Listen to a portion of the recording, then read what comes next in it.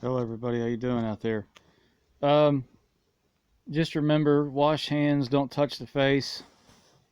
This thing is, as far as I know, is not airborne.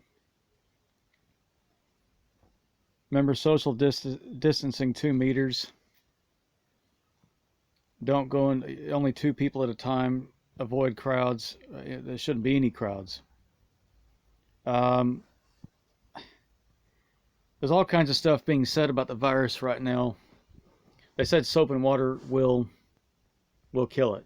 So this issue with alcohol sanitizer, if it's run out, just bar soap, 20 seconds, wash hands.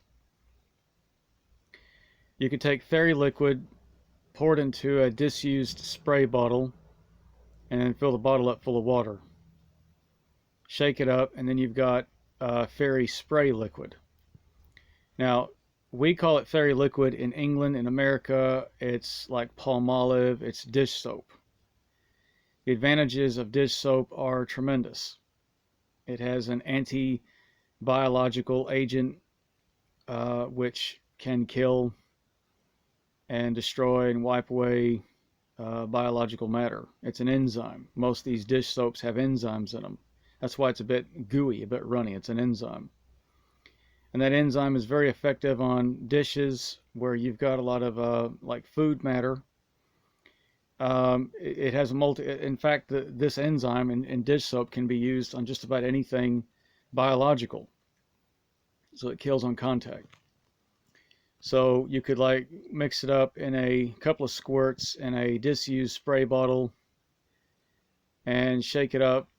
Spray your shoes when you're coming from the outside. Spray your hands, and that's it. You've washed your hands. Now they say 20-second rule, but if you use it this way, then wash your hands properly under the sink. But as a quick method of disinfecting yourself or your clothing, you can create this. A lot of times people are running out of cleaning chemicals right now, and they're panicking because they're like, well, crap, all the spray bottles are off the shelves. Paper masks versus cloth masks. It's kind of debatable. Any mask is good to cover the face, but they say cloth is better. If you could take an old shirt, cotton is the best. In the firefighting service, cotton was always good for like a fire retardant material. This is what fire hoses are often coated in, is a cotton fabric. And the old fire coats were cotton. So if you get like an old cotton shirt, Fruit of the Loom or something, double layer it, cut it in half so it double layers, covers the mouth, nose, and ears, and you can create an effective mask. The only thing about eye protection is for the healthcare professionals, like the clear visors, only if you're in close proximity to someone coughing and sneezing. Otherwise, as long as you're keeping distance, that should be okay. It is said that COVID-19 dies in direct sunlight. UV light, direct sunlight, hot weather. The virus is said by science to die and cannot live long in those conditions. Please notice the demographics. Notice that in Europe and in northern parts of America and northern parts of America and Canada, there are higher incidences of the virus. Friends of mine in the Philippines are reporting lower incident of the virus. Why? Well, as the capsid, the shell encasing around the virus, according to scientists, is apparently can be stripped away and it dies when exposed to light and in some instances heat. So hopefully, if the science stands up, we should see a decrease around the hotter months and the summertime. It should just simply die. The advance dies. Um, if you're anxiety prone or panic stricken or panic prone, avoid the media. Don't watch any news. You don't need to. You're doing everything you need to do. Take care of yourself and your family. You don't have to tune in the news. What's going on? What's going on? Shops are going to be giving you food. The system is not going to break down. A small percentage, very sadly and tragically, are falling victim to the virus and becoming critical in ICUs.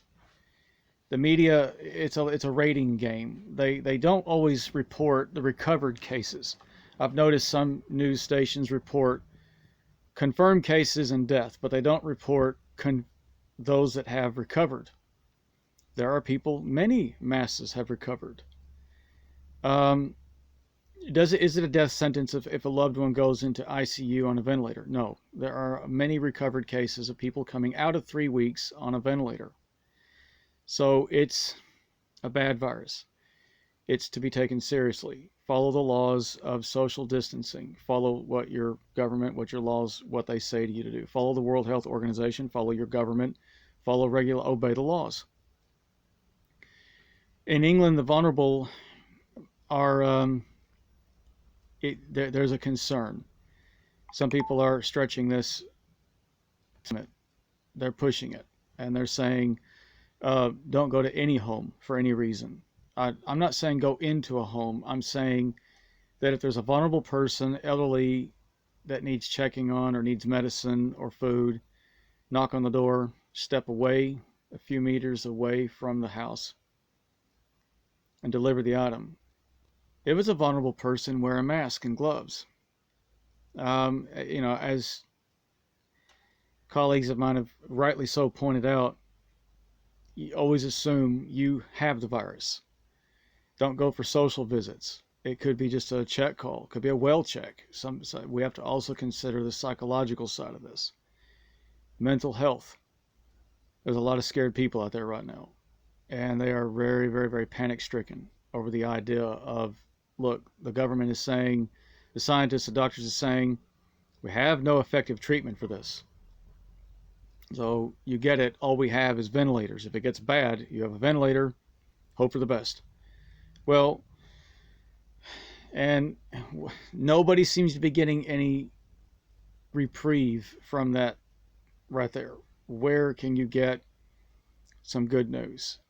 Look at statistics. Most people are recovering. Doesn't mean we don't take it seriously. Take it seriously. Most people are recovering.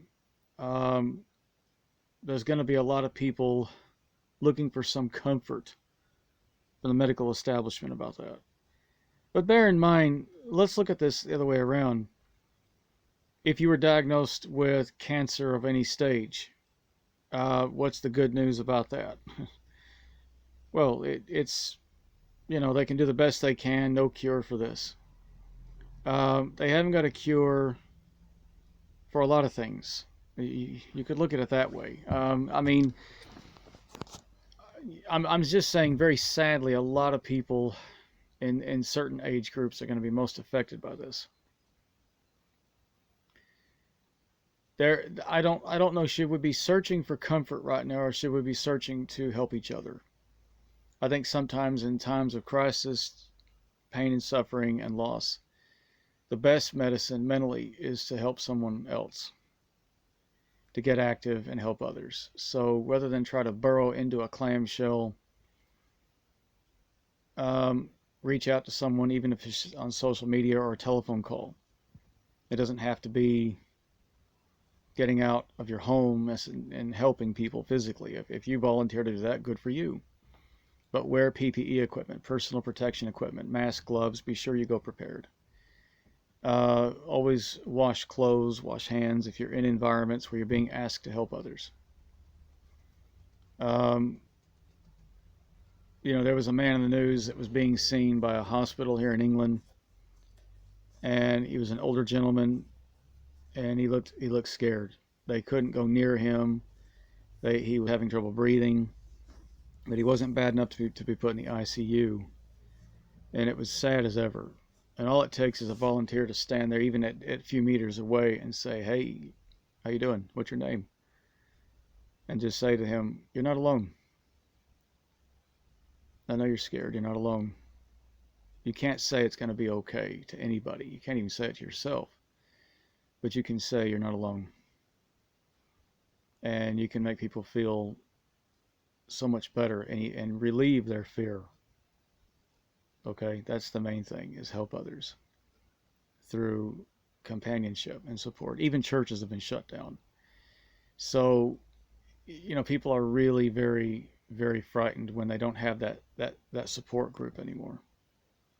So I would say this is a time. Are we really? This is a real test. Are you really getting the point when life throws its tests at you? It's like a test. This is about finding each other now more than ever, and you can't reach out to each other physically, but you can help each other in other ways. You be the comfort for someone else. Share it around. So there's been one more point before I close the video. There's been talk about lemon juice and water. Now they've said in this exact wording, there's no scientific basis to support lemon juice and hot water will fight the virus or slow it down or stop it. It's even been, people have gone to debunk the article from an alleged Chinese scientist. I will say that do try, keep yourself hydrated, and think of each other in this crisis right now. If you take vitamin C, whether you do or don't, is it a placebo effect? I wonder if you take lemon juice and water and you feel better, is it like a placebo effect? Did you have anything to begin with? If you had fevers or you had some flu-like symptoms or cough and you drank it, did that for a few days and you felt better, people have been saying, well, I felt better. It can't be discounted as a possibility. There may be some unseen science here we don't know about. I mean, there again, they're saying no scientific basis, yet these are coming from the same people that will tell you they don't know everything about COVID-19. So it may be false news or fake news about lemon juice and water coming from health food sites that try to promote homeopathy or something. I don't know. But it was a post I put on Facebook a while back. But I have to also say that it has now been officially debunked. And I can't endorse it as anything except that's the latest on that. If you feel great drinking lemon juice and water, or if you feel better, leave comments, talk about it. What do you think? Bearing in mind there's a lot of other bugs running around right now that they've talked about that are harmless. So, I don't know. But this is the time to reach out to others on social media and phone calls, video chats, and help each other emotionally. And think of those people in the hospital right now. Don't run from that. If you can, whatever we can do, whatever you want to say. I mean, everyone's applauding the medical community for what they're doing. But we have to also think about the many lying there in those beds and what can be done to alleviate some of their fear, if nothing else. The most important thing is try to reach out to them and deal with their fear. It's enough they suffer physically, but you need to be dealing with people's fear and try to reach out somehow. I don't know how. I don't know if they've even got phones in there. They're probably too busy laying there with ventilators to do anything. But make a point that, while we're applauding medical people, let's also try to reach out those who are frightened. Think about the fact that, we're losing some good people here. And so we need to come together. This is a real test of unity. This is a test of strength. This is the test. Reach out to each other would be my thing, would be my point. Hold each other, try to help each other.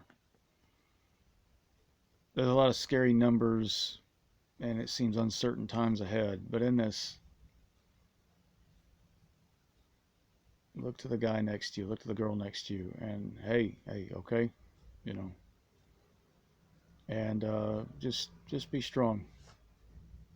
That's how we help ourselves. Is sometimes in life when it's so shaken, so utterly shattered, it's no longer the point about reaching for comfort. That seems beside the point. I think in those moments, it's when we have to stop looking for some inner comfort and start trying to comfort others. And in that, we can find peace and dignity, if nothing else, dignity.